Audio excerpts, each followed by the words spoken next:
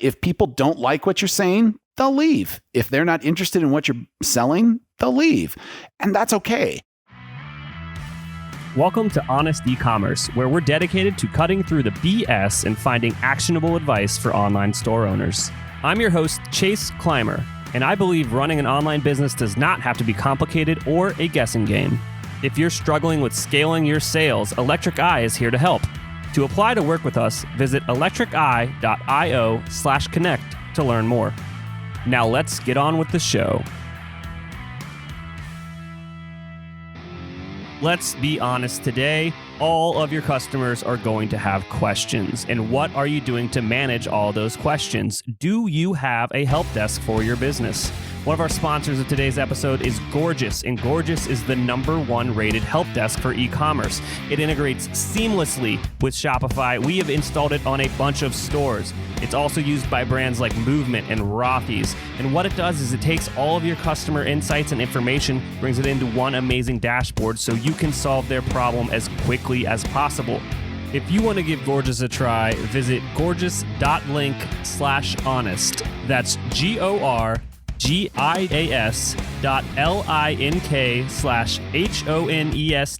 to get your second month free. Hey everybody, welcome back to another episode of Honest E-Commerce. I am your host, Chase Clymer, and today we're welcoming to the show Dave Rodenbaugh. Dave comes to us from recapture.io. I love the .io domain name because we also have one because the .com was super expensive. But anyways, Dave is the founder of recapture.io. They're an email marketing and abandoned cart recovery service for Shopify, Magento, and WooCommerce. Welcome to the show. Thank you, Chase. I'm glad to be here. Appreciate you inviting me on. This is exciting. I know we're gonna get into the weeds with email marketing and abandoned cart recovery today, so I'm super stoked. So before we get into that, though, let's talk about your journey and kind of how you ended up here. It seems like you've been in email marketing since 2012. I have been doing email marketing for a while now. Interestingly, I didn't start out in e-commerce. So I had a couple of WordPress plugins, and I've been going to a variety of small business entrepreneur conferences. I don't know if you're familiar with MicroConf at all. I actually am. Yeah, so I've been a regular attendee since the very first one. I was very fortunate to hear about it early. And one of the things that they started talking about before, email marketing kind of got big in SaaS was just how can you promote your business better and do a better job at staying in touch with your customers. And that was, pretty much the intro into email marketing. So I used the techniques that I learned there, which were certainly not new or not novel. If you were in e-commerce, email marketing's been around for ages, right?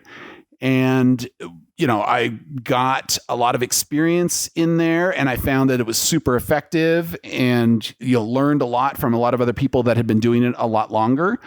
And then about 2016, I ended up buying Recapture from the previous founders who had decided that they didn't want to run it anymore. They also had their own e-commerce businesses, including things like outdoor furniture and hand-carved or laser-carved iPhone cases and things like that. The two businesses, one was, taking up all their time, and one of them was making a ton more money. And so it makes a lot of sense to go with the one that's making a lot more money and taking a lot less time. So they wanted to sell the business, and that way, I was able to jump into e-commerce, a space that I've been looking to get into for a while, and take my email marketing skills to a whole new level with a group of people that are all doing email all the time.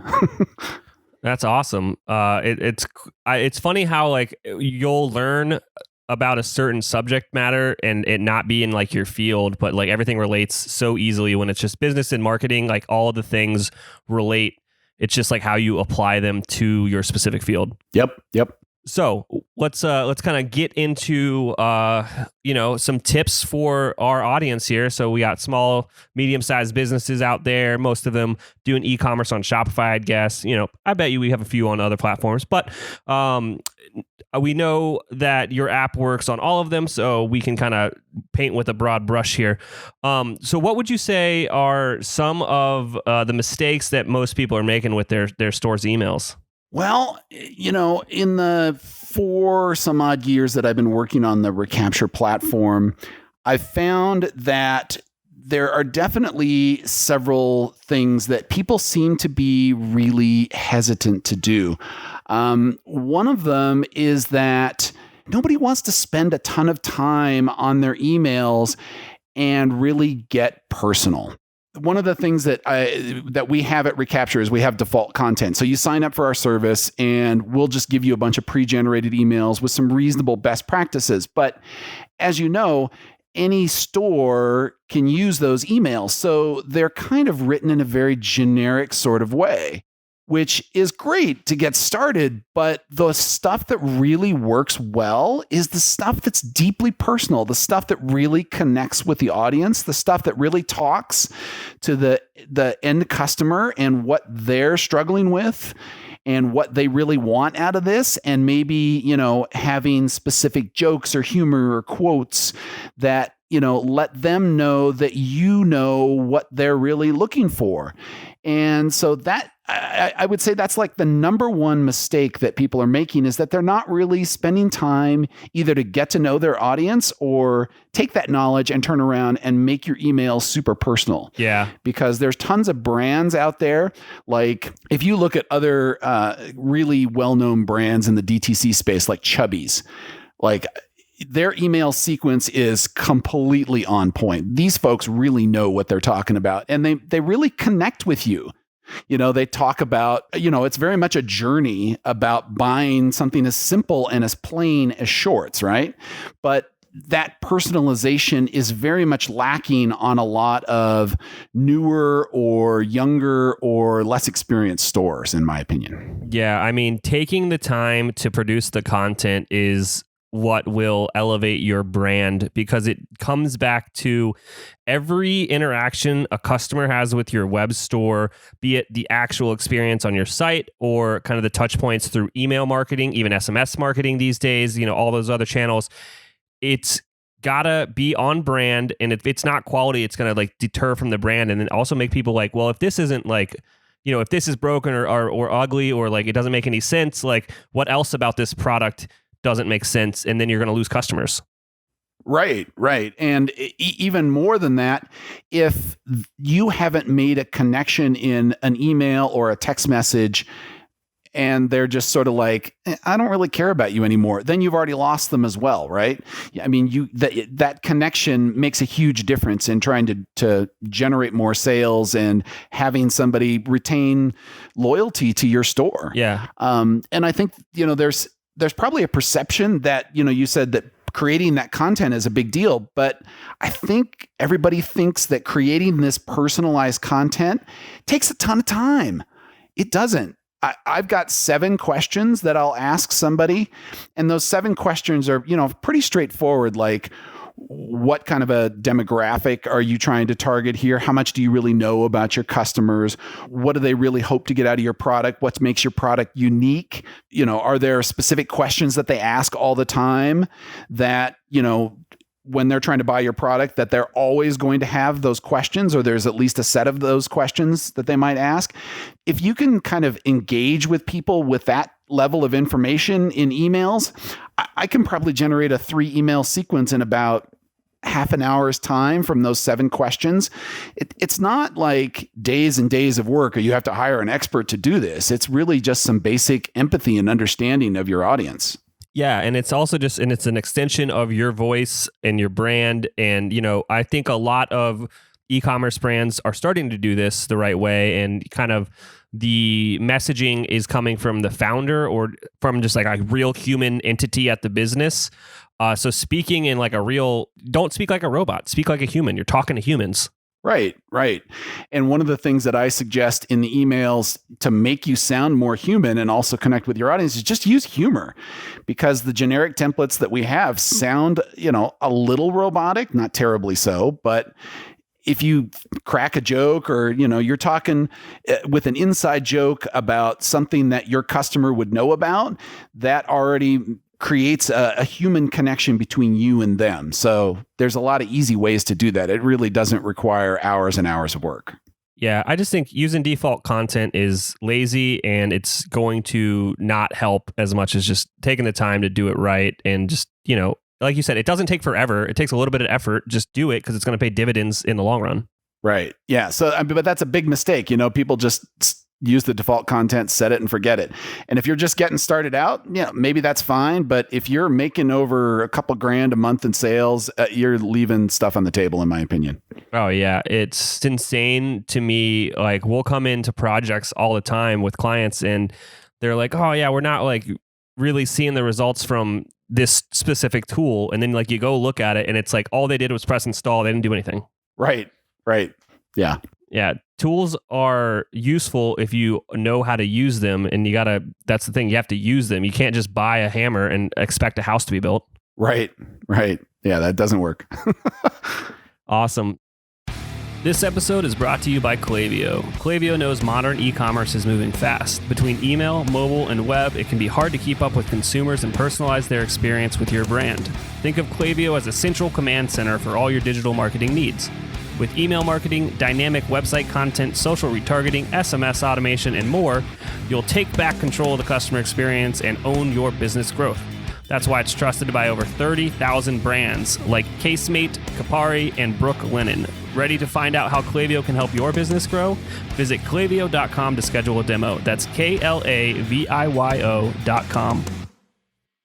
So let's talk about like a specific thing that everyone I think that's listening here can use, and let's talk about abandoned cart emails. I feel like that's a easy place that you can kind of offer some insights and value to the listeners so they can kind of upgrade their abandoned cart sequences. So where do we want to start? Yeah, let's talk about the number one thing that people aren't doing with their abandoned carts or not doing enough of. Okay. Which, in my opinion, is following up.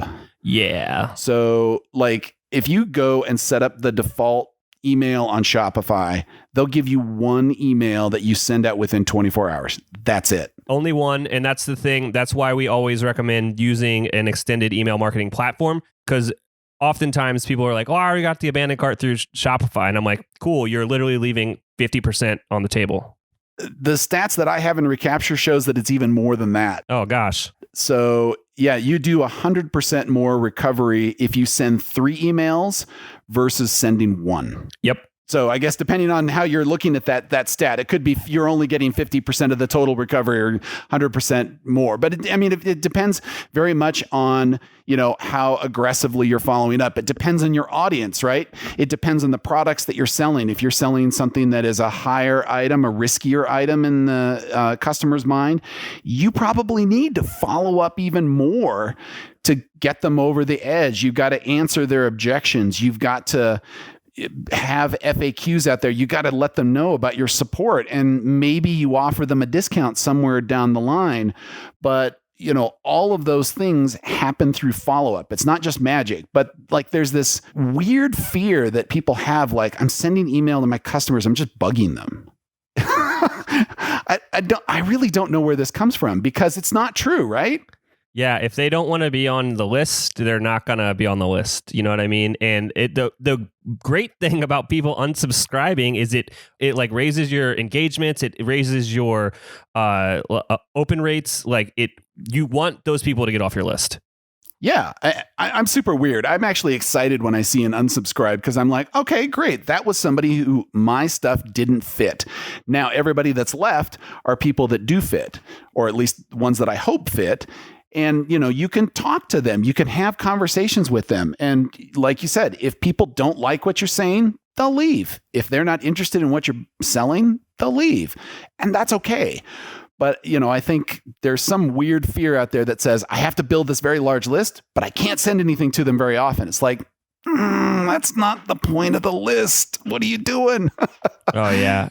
We had to beg and plead with a client once, and we're like, you're going to use this is going to work, like start using automations, because they thought it was going to damage the brand. And then now 30% of their revenue is through emails, and they're like, yeah, this was, I don't know what we were thinking.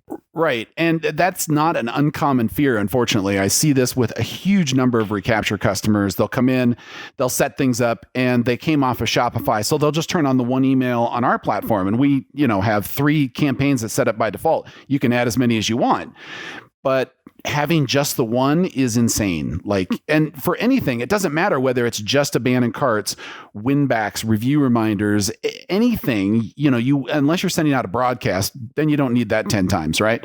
But, but if you're doing these various revenue generating sequences, you have to follow up. And follow up is where the revenue is. I mean, even on broadcast, we always recommend resending the broadcast to people that haven't opened with a different subject line. Right. That's a common trick, but you only resend it once, right? You don't send it 10 times. No, we send it 100 times. Oh, well, I want to see what the engagement rates look on that. I'm kidding. Yeah. Want to get each new episode of Honest E-commerce sent straight to your phone? Join our VIP texting list for updates on new episodes and exclusive deals from our partners. Text Honest VIP, that's HONEST VIP, to 72599 to join. By the way, we're powering our text messages with Postscript, the #1 text message marketing app for Shopify stores. Check out the show notes for a link to install Postscript for free today.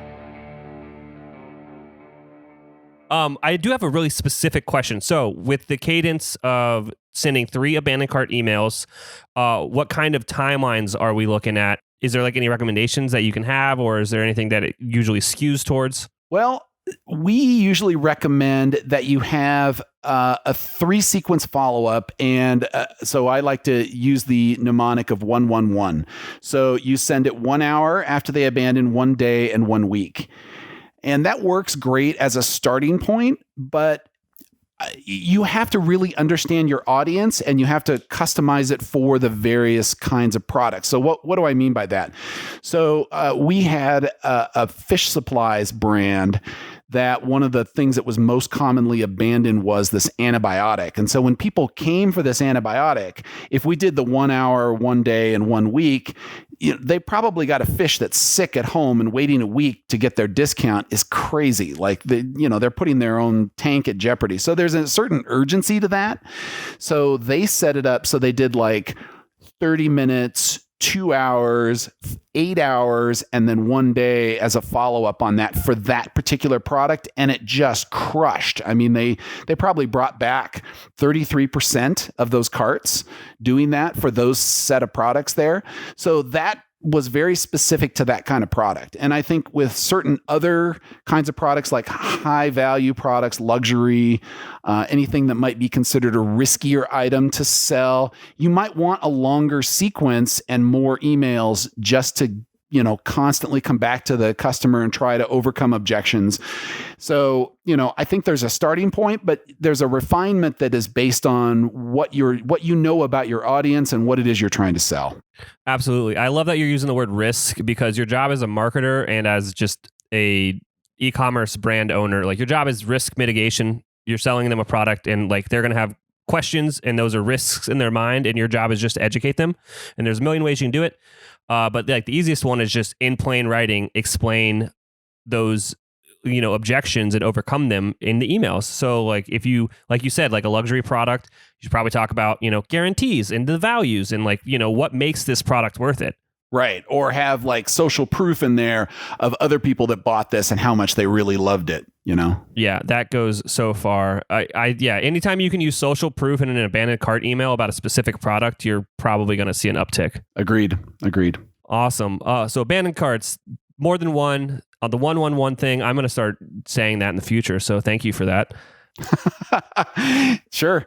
Yeah. I mean, I was trying to come up with something when I was creating some default email content for my own site about how was I going to educate somebody who didn't really understand abandoned carts or was new to it, what was a good way to remember it. And so that's what I ended up coming up with. I don't know if it's totally unique, but that's what we use. It's fine. The stuff that comes out of my mouth when I'm in marketing mode is just an amalgamation of everything that I've read.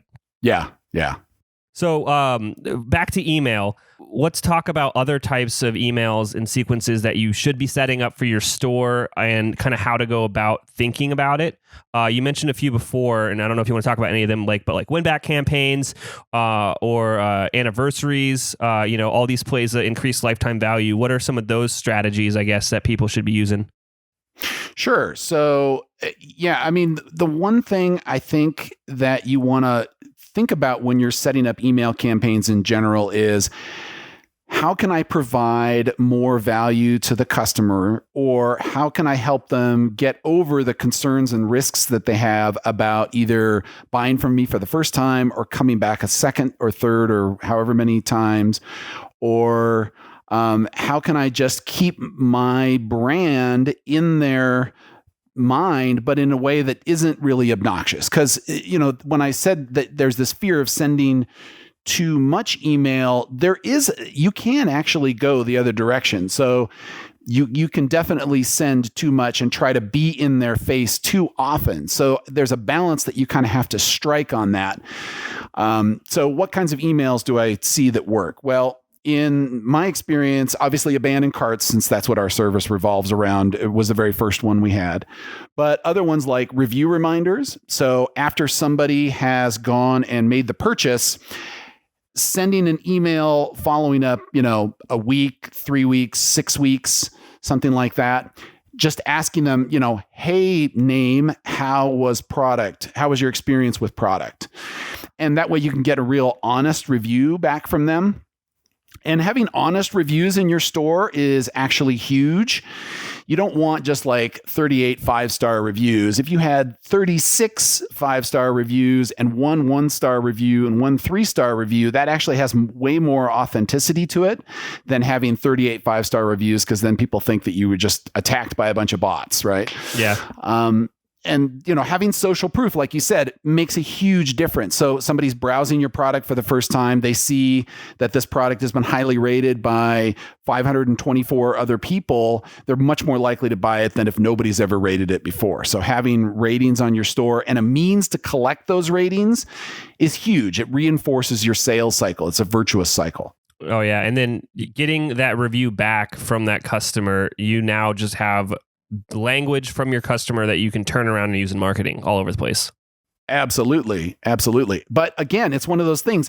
If you ask for one review or ask for a review just one time, you're not very likely to get it, in my experience. You got to remind them again and again and again. And, you'll probably find that a huge percentage of people just don't come back and respond to the reviews. That's okay. If you can get 3%, 5%, even 1% coming back, that's still better than 0%. And so you're going to get that social proof. But the only way you get it is through following up. I think that's a pattern of this episode, is just send more messages.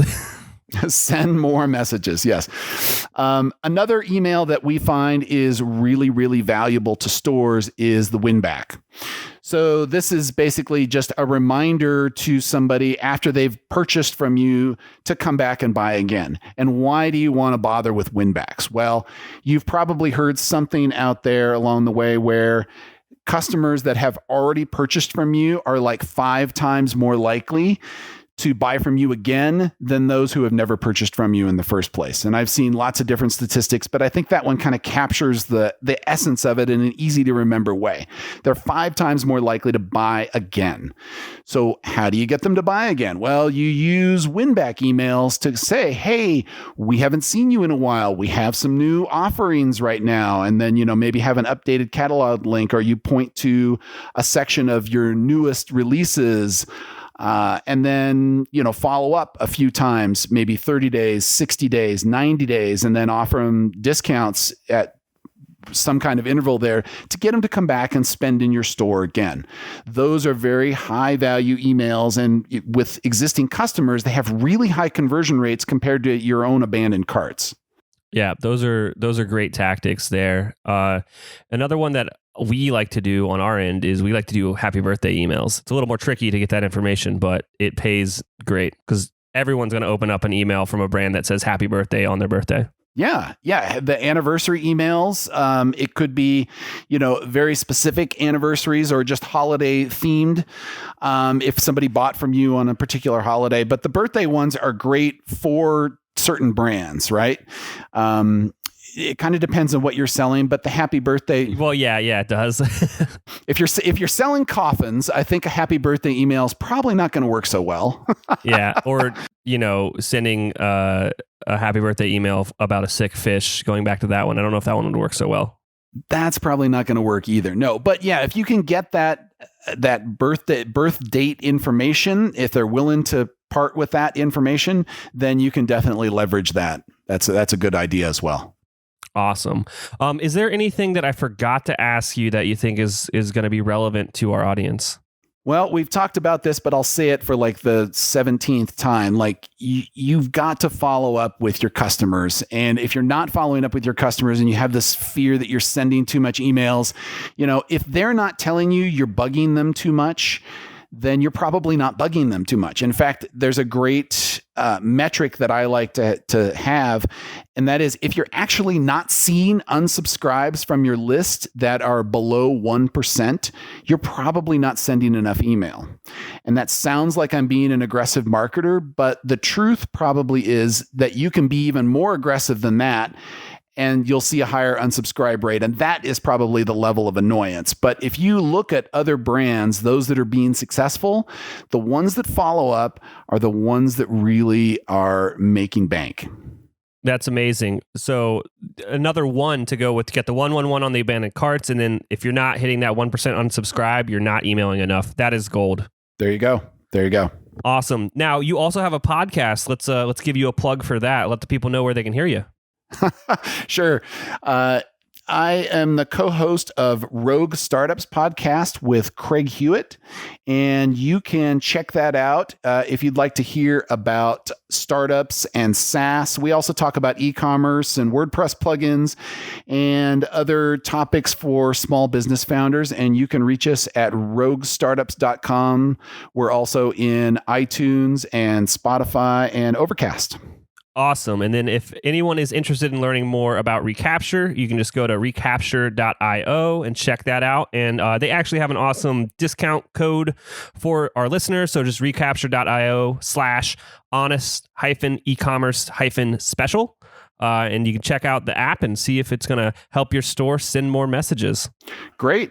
And if anybody has any questions, don't hesitate to email me, david@recapture.io.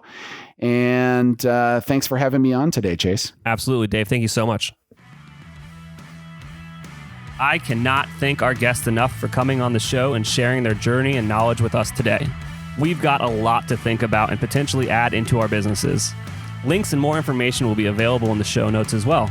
If anything in this podcast resonated with you and your business, feel free to reach out and learn more at electriceye.io/connect. Also, make sure you subscribe and leave an amazing review. Thank you.